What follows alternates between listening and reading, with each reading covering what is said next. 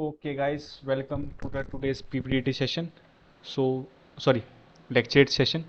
We are going to conduct the lecturette in which it is a task which is conducted in the GTO. So, in this, you have to speak for around 3 minutes on a given set of topics which is given in you to you.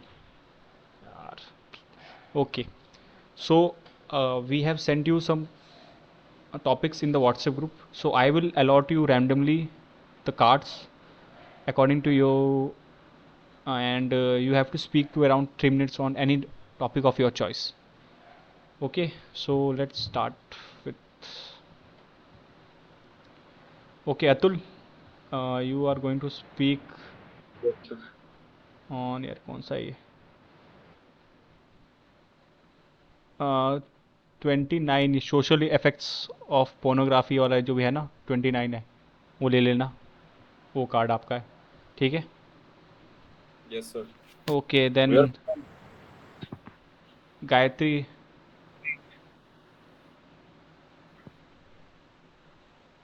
Gayatri Chaurasia, you are going to check the 7 वाला small and medium enterprises वाले card, ठीक है.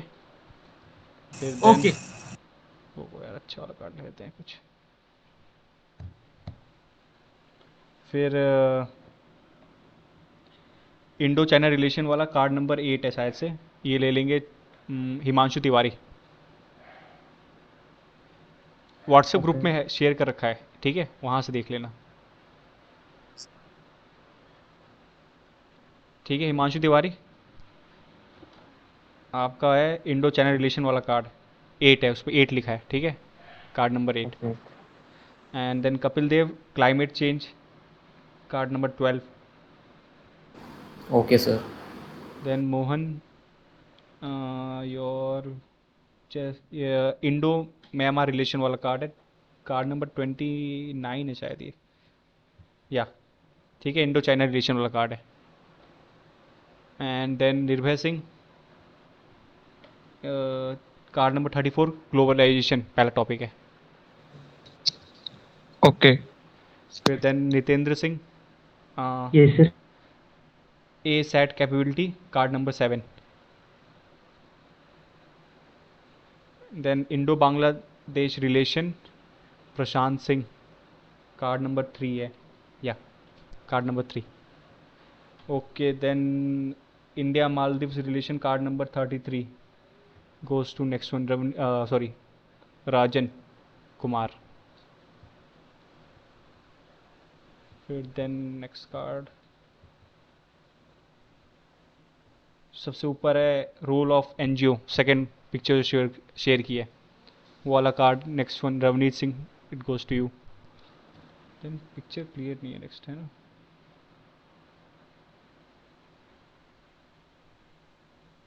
फिर एक ISRO वाला है, ISRO higher education in India NDRF, वो card लेना समय देती यू. ओके, अब किसी को कोई दिक्कत है तो बता दो. Yes. Anyone having any problem? The image is not clear. Anything else? Okay, so I hope everyone have got their cards. So now I am going to give you 5 minutes, okay? And जिसका prepare हो जाता है आ जाएगा, वो आके बोल सकता है, और we will go seriously. Okay okay Nitish, Nityansh Yadav. Okay, so you can have the card number, वही है इसरो के नीचे, जस्ट नीचे, क्रॉस बॉर्डर टेररिज्म वाला कार्ड, सेकंड इमेज. ओके, उसके बाद मैं भी कोई कार्ड ले लूँगा जो साफ है. चलो मैं भी कुछ ले लूँगा, दिख रहा होगा. Bro please repeat my card यार तो कार्ड उसी में बोला था मैंने. चलो कोई भी कार्ड ले लो रैंडमली यार, कोई कोई प्रॉब्लम नहीं, ठीक है. You have to just okay speak for 3 minutes. Okay, किसी को कोई कार्ड नहीं मिल रहा तो यू कैन. यार अब कार्ड नंबर तो ऐसे तो नहीं होगा. Atul your card I think you are number 1, तो यार तेरी image Sir, there is no such kind of cards over there. Like you have said, child pornography related. या ये pornography वाला था ना. हाँ, social porn effects of pornography. ISRO के जस्ट ऊपर है second image. Okay, sir. Okay. Thank you, sir. Okay. Anyone have any other doubt? So okay, I am going to start the timer.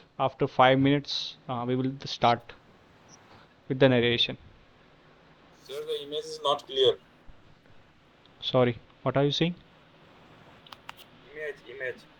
The image of lecturette topic is not clear.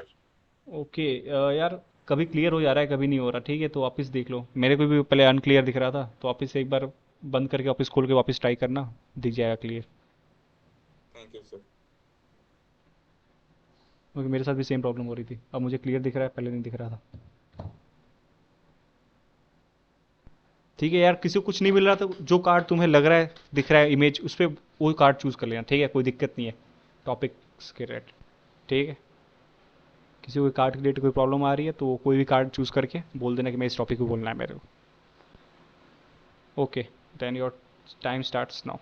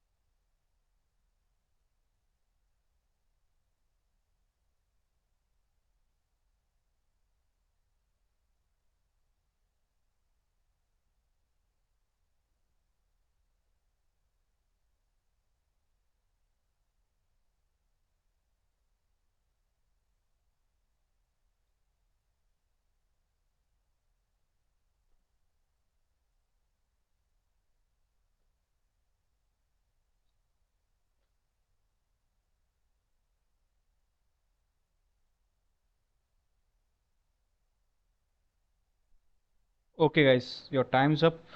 Now I need. Okay, so let's start with the narration. So, anyone wants to go first? Anyone? Or I have to. Okay, Prashant, Yes, sir. you want to go first? So, you will start with talking about what topic you have choose, and then in the comment section, I will type. I will first inform you. I will send you a message at 2:30, and then at the 3, I will send you another message that your time is up. Okay. So yeah, you can start. Okay, so gentlemen, good evening, gentlemen. Today I am going to speak on a topic Indo-Bangladesh relation. For the easy clarification, I will divide my topic into four parts. Let's talk about history and then the area of cooperation and some disputes. At last, I will conclude my topic. So, gentlemen, let us talk about the history of Indo-Bangladesh relation. As we know that the Bangladesh is the neighboring country of India and share the largest border with India, and it is very strategic location for India also. And both countries are sharing a good historical as well as cultural relation with each other. And we can see that there is no country like Bangladesh exist initially, but India helped Bangladesh to get independence in 1971 and also recognized as a separate nation. Then, gentlemen, let us talk about some area of cooperation in which they have a good relations. Let us talk about the economic relations. So we can see India and Bangladesh, due to the proximity, they have a good economic relation. We can see the trade of last year was, as we compare the trade of last year, the trade is continuously increasing by $8 billion, and both countries are having a trade under the agreement of SAFTA in 2011. So they are continuously increasing their trades as well. Let us talk about the defense relation. So, gentlemen, both countries are have a good defense relation, and we can see they're conducting a many military exercise as like Korpad and Bongo Sagar to provide a good security to their territories. And let us talk about the another area, that is power and energy sector. So both countries have a good friendship relation. Signed a project in 2015. They are providing a connectivity between Siliguri to the Parvatipur of Bangladesh. It is a good opportunity to have a good connectivity between both the nations. And there is a another one, that is the Adani Power Group has established a thermal power plant in Jharkhand, which is going to provide a good electricity supply to the Bangladesh. It will also boost the economy of India also. Then let us talk about some disputes also exist between both the nations. And we can see the dispute. One of the dispute is Tista water dispute. The most of the water of Tista river was utilized by the West Bengal, for which the Bangladesh continuously have a contradiction for it, for the did not get the fair utilization of water. And there is another one, that the illegal immigration of Rohingya tribe as well as the refugees from Bangladesh, for which the countries are getting disturbed or have a cross border terrorism also. And there is a one problem also, that the militant group of the Jamaat ul Mujahideen of Bangladesh have a create a problem for cross border terrorism, and also have a illegal drug trafficking also there. Then, gentlemen, now I'm going to conclude my topic, that we can see there are some dispute between both the nations. So the like the Tista water dispute as well as Rohingya illegal immigration. So they have to solve their dispute diplomatically, and have to in the current day we can see the global warming is the major cause concern for the globe. So both countries have to take collectively a good initiatives to counter it, and they can have a good relation in the space time thing. Okay, Prashant, that was a very brilliant narration. And now, okay, so who wants to go next?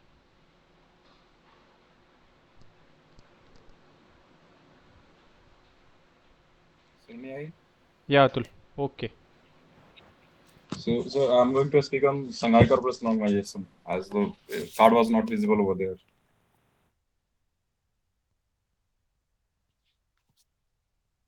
Yeah, no problem. You can go ahead. So, good morning, gentlemen. Today, my lecture topic is Shanghai Cooperation Organization. It is an alliance of it is an South Asian alliance. So, Shanghai Cooperation Organization was uh, basically come out from Shanghai Five, that included Russia, China, Kazakhstan, Kyrgyzstan, and Tajikistan. Basically, it was formed in pro-Soviet era to solve the dispute of border dispute and reduce the troops on the border areas between these countries. Now, it included Uzbekistan in 2001, and it became Shanghai. It became Shanghai Cooperation Organization. Basically, It is regarded as an alliance of East or anti-West alliance. It was formed with an objective to increase the mutual trust and neighborliness among the member nations between its nations. Now it consists of 9 members and 3 observer states. Some members are Shanghai 5 plus India, Pakistan, Iran, and there is one more. Now it basically coming to the importance of Shanghai Cooperation Organization.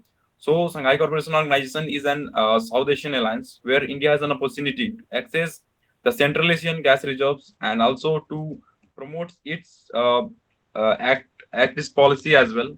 Now the second thing is that we have an opportunity to increase our relationships with China and Russia as well.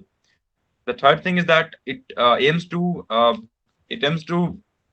build a very good relationship between these countries through supporting economic as well as in trade and military cooperation.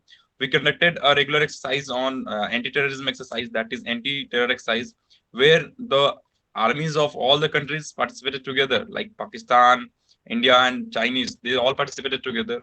Besides this, we are also having an opportunity to get the access of gas reserves in Central Asia. Besides that, there are some challenges that we are facing in SCO.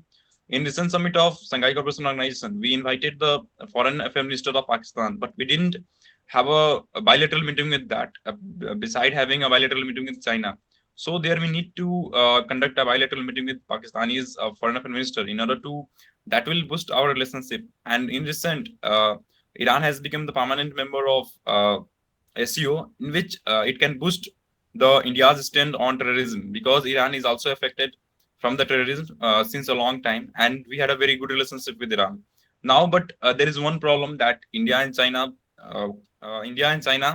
they have a challenges, like India didn't support the Belt and Road Initiative.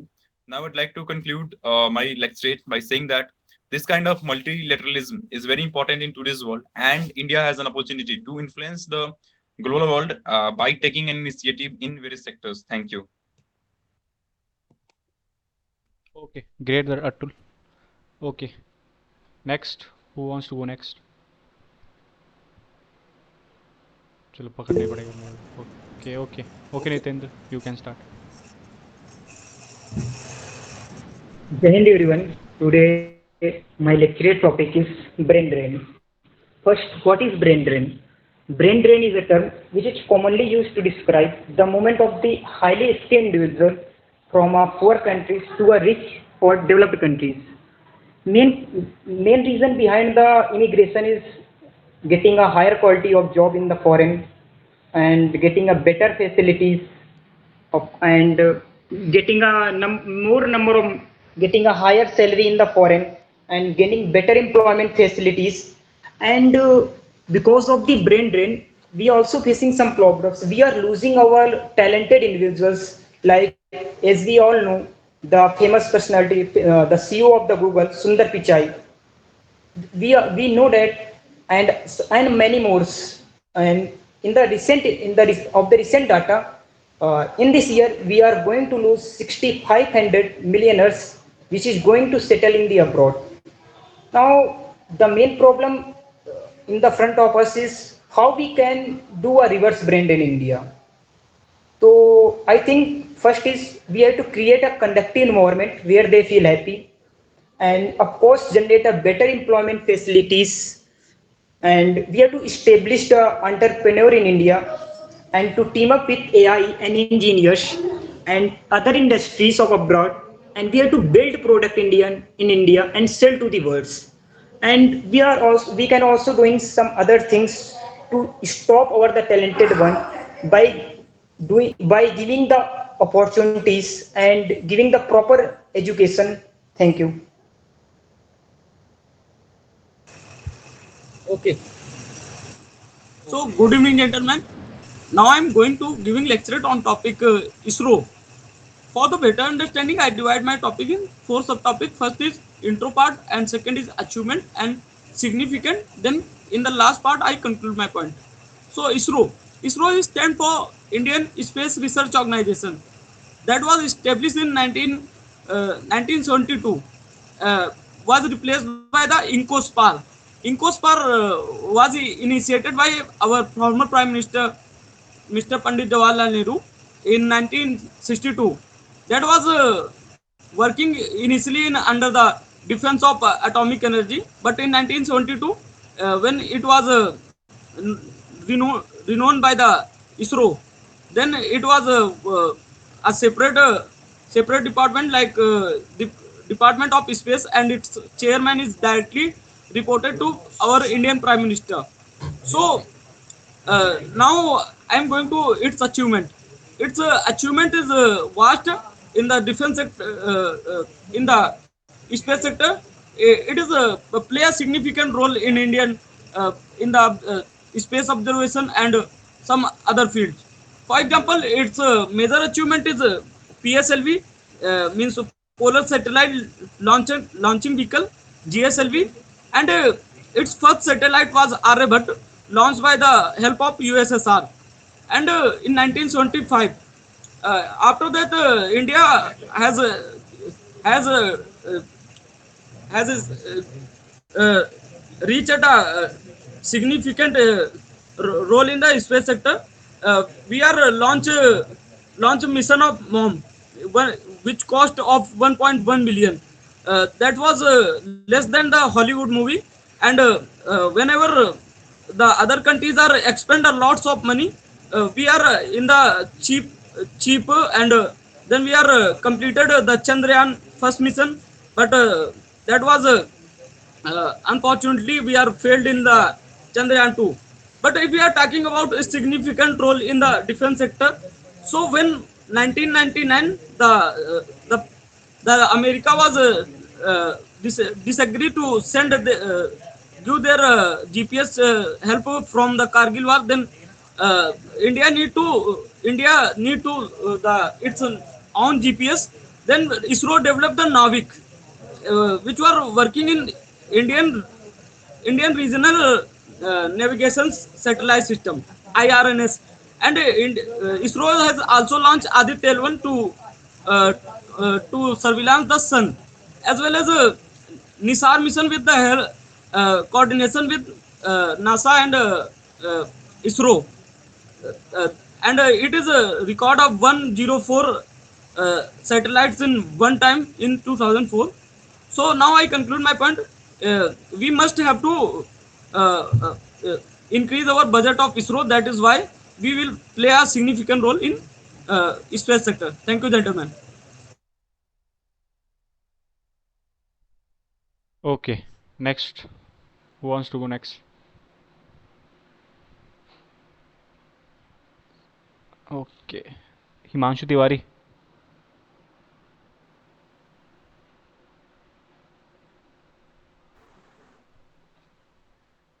Jai Hind everyone. My name is Kapil and today my topic is on climate change. So basically I divided my topic in 4 parts. First is the intro, and second some basic tragedies that are happening and that were happened some times ago, and third one is the causes of that tragedies, and fourth is that my conclusion. So I started my lecturette. So what is climate change? As we see in our daily routine, as our environment is changing day by day, as we lose the timings of season, you can say.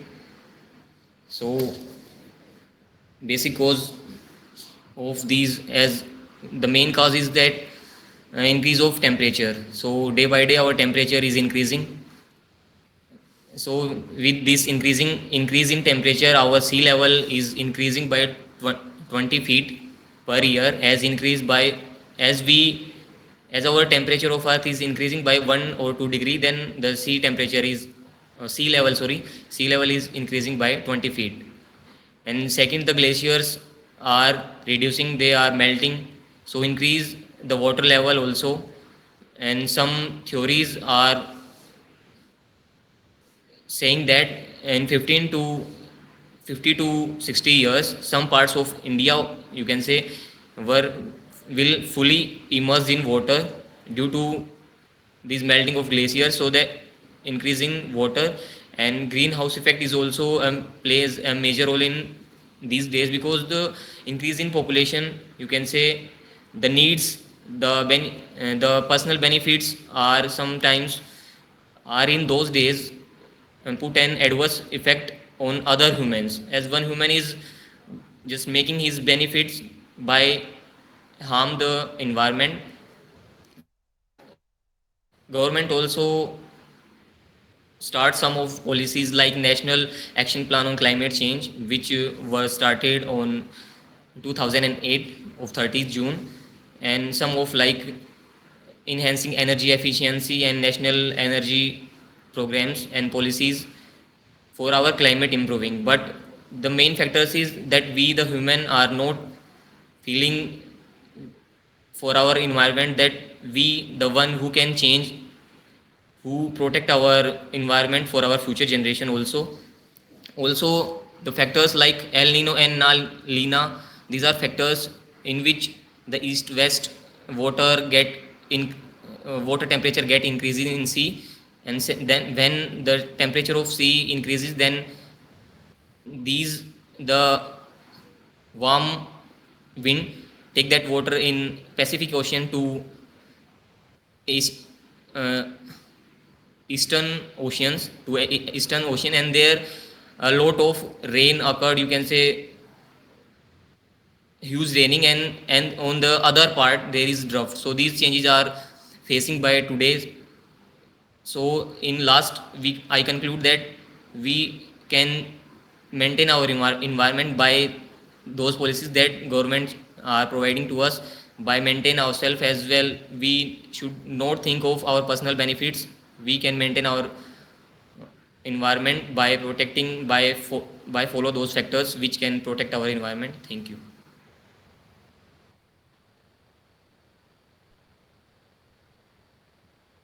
Okay. Can I start? Yeah, yeah. Yeah, you can start. Okay, Samriti, you can go Uh, next. Hello, gentlemen. My topic is inflation, and I divided my topic in three parts. First is introduction, and the second is causes, and third is the solution. So basically the introduction we start from what is the inflation. It is basically the rate of increasing prices over a given period of time. Basically, it is the overall increase in prices or the increase in the cost of living in a country. It occurs mainly when there is a broad increase in the prices of goods and services, not just of the individual items. Basically, what it means that you buy less things for the same amount of money as compared to you are buying some days before. In other words, we can also say that inflation reduces the value of over a certain period of time. The most common cause for the rise in prices is when when more buyers want a product or service than the sellers has available. Or we can say that sometimes prices rise because costs go up on the supply side. Uh, in this type of inflation, some people also get profits or try to earn the profits by stocking the items, which stocking the items whose prices are going up in the market, and sell it after the price hike. So this affect to the local peoples very hardly. This unevenly prices reduces the purchasing power of some consumers also. So what we can do to fight the inflation by promoting works, by savings, by investments, by increasing in labor supply, by capital supply, by productivity, and by personal savings can help. This can help us to reduce the inflation, or we can say to counter the inflation. In this time of in this time, everyone is facing the inflation. So what we can do, we can only we can trust in our government and economic policies and the RBI. The RBI plays a crucial role in this type in this like inflation period by by by promoting various schemes and okay, thank you.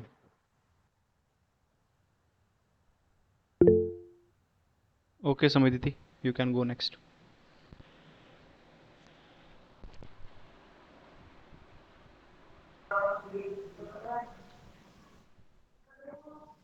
Okay. Jai Hind everyone. My name is Samaditi and my lecture's topic is NDRF. NDRF stands for Natural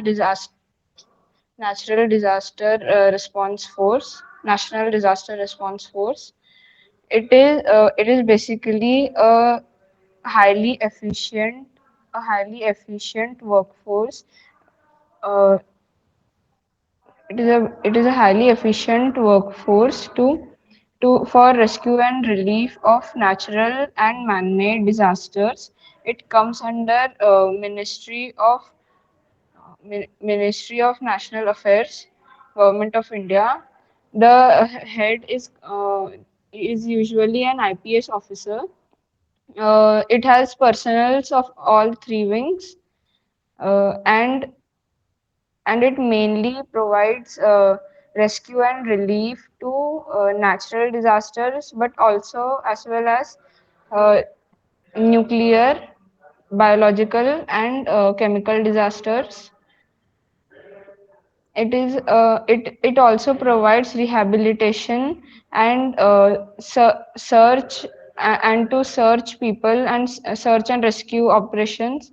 It also helps in providing medical assistance uh, to the victims, uh, and and it is equipped with latest technology to deal with disaster.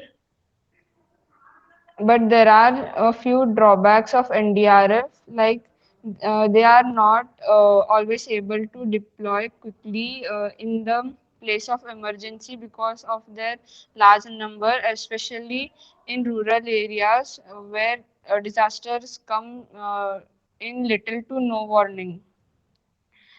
But then also it provides a timely and effective response to disasters and emergencies.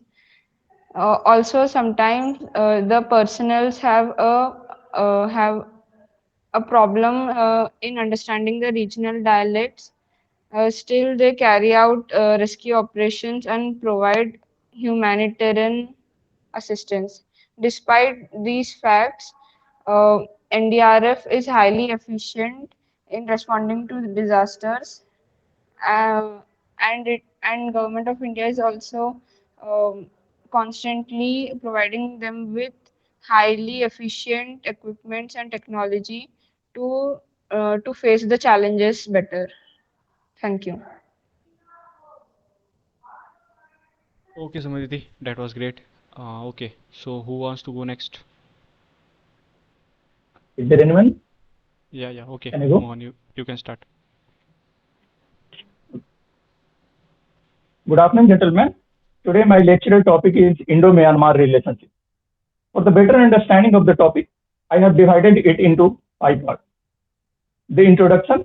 Second one is the political and diplomatic relation. Third one is the socio-cultural and economical development. Fourth one is the defense and strategic relation with Myanmar. And fifth one is the recent development and the way forward. कह दो इन हसरतों से कहीं और जा बचे, इतनी जगह कहाँ है दिले दागेदार में, कितना बदनसीब है जफर दफन के लिए, 2 गज जगह भी ना मिली कूये यार में. The famous line written by Bahadur Shah Zafar, the last Mughal emperor of India, who was exiled into the Burma, the earlier name of Myanmar, shows the historical relationship between Myanmar and India.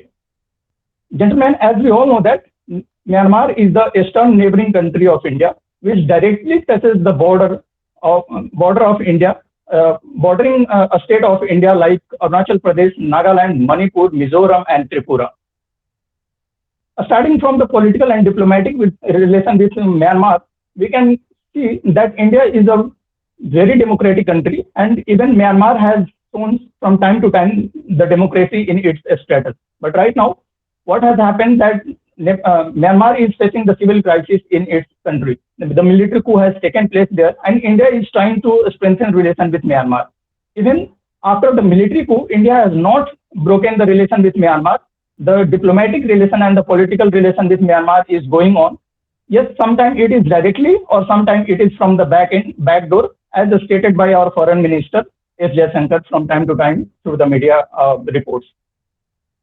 Coming to the defense and strategic relation with the Myanmar, Myanmar is sitting on the very strategic point with respect to the India. As we all know that Myanmar also touches boundary with China. So China always tries to influence Myanmar so that it could use against the Indian subcontinent or especially for the India. India is trying very hard so that it could maintain a very good relation with Myanmar, so that it could also contain China in its relation and in the diplomatic. As we all know that Myanmar directly touches the boundary with the Indian Ocean also, and India wants that there should be a free Indo-Pacific Ocean so that the trade and relation could be strengthened throughout the world and for every country. Coming to the socio and cultural development with Myanmar, we already know that there are many countries there are many states which is directly in relation with the Myanmar, like which share the socio-cultural development with Myanmar. The recent development has taken place, there is a road connectivity is going on between Myanmar and India, which is starting from the Kolkata via Dhaka, so that it could get access through the ASEAN countries, and from there onward we could bring the foreign direct investment. Concluding, we can say that there are very opportunities so that we could develop the Indian-Myanmar relationship, and in the near future, Indian government and Myanmar will do so. Thank you. Okay, great. Okay, so next, Ravneet Singh.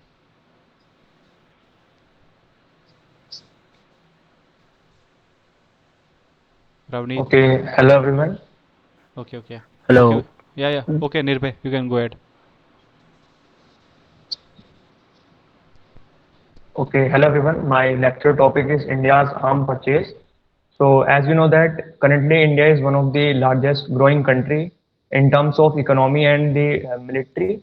So increasing military needs increase India's need of defense equipment, and that makes India one of the largest importer of defense equipment from the various countries in the world.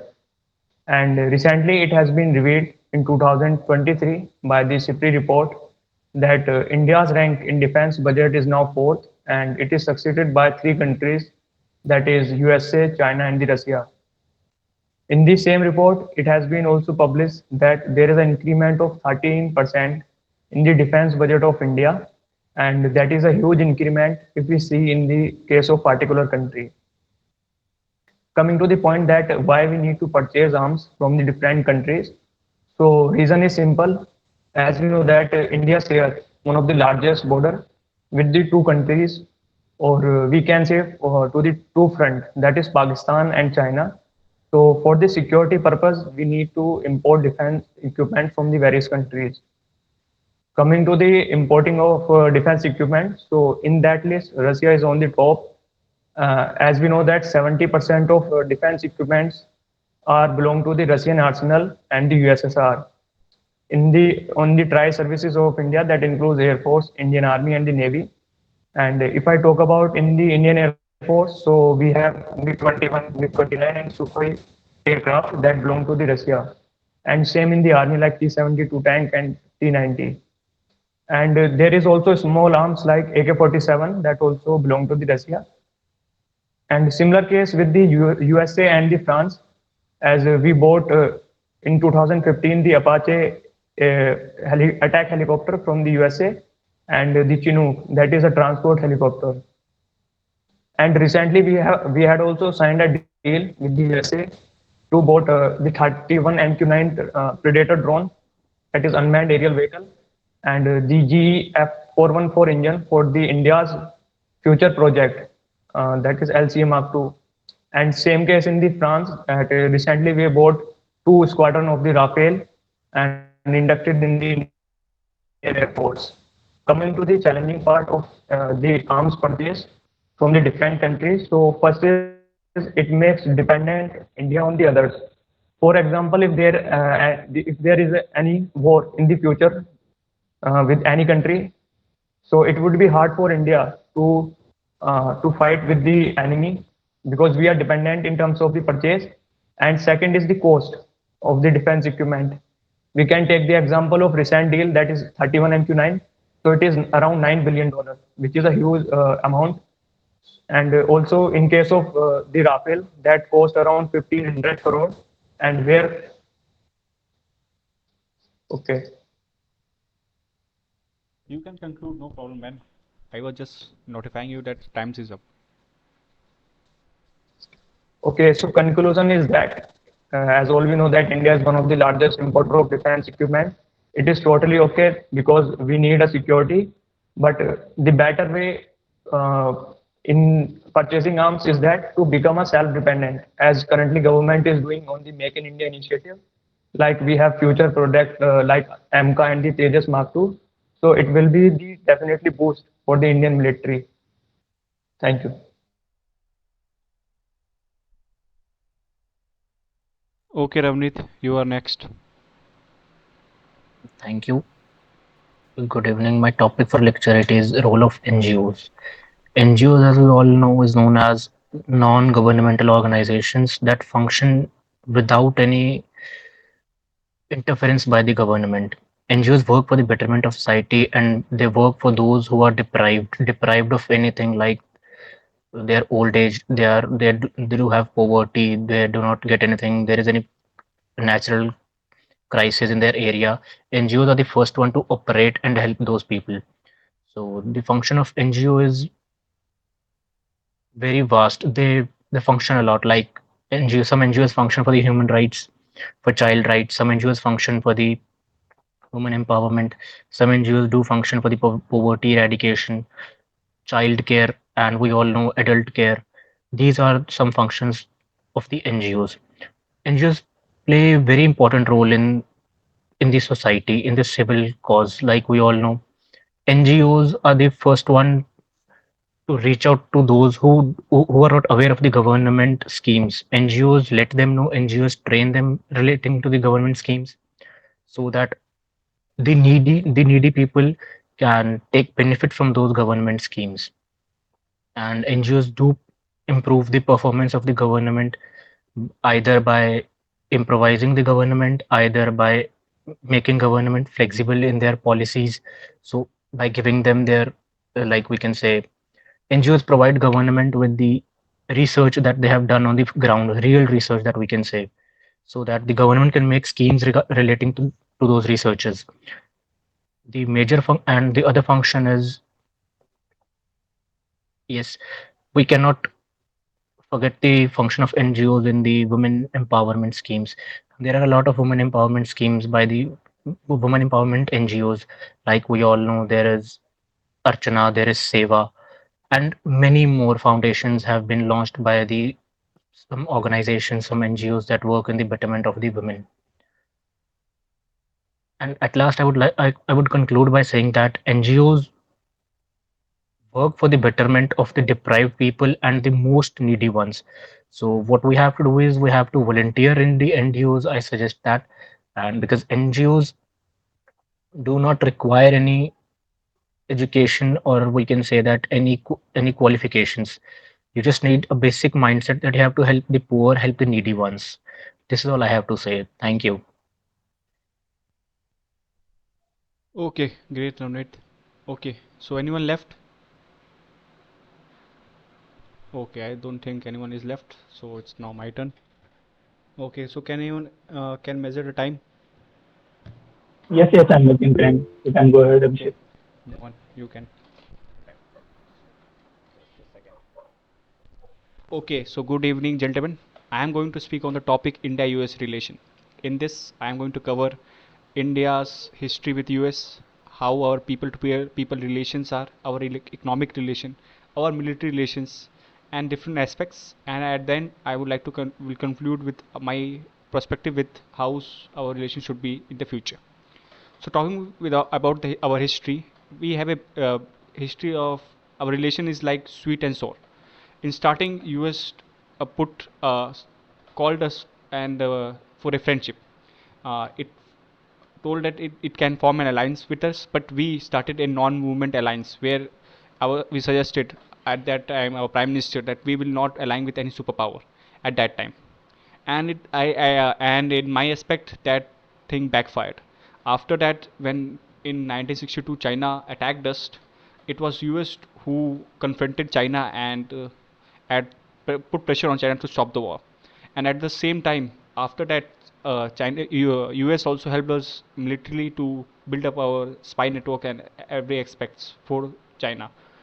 And then our relation became sore after there was a Middle East crisis, and Pakistan emerged as a country and a partner to US. Our relation deteriorated in 1970 war, where US sent a whole battle group to attack on us.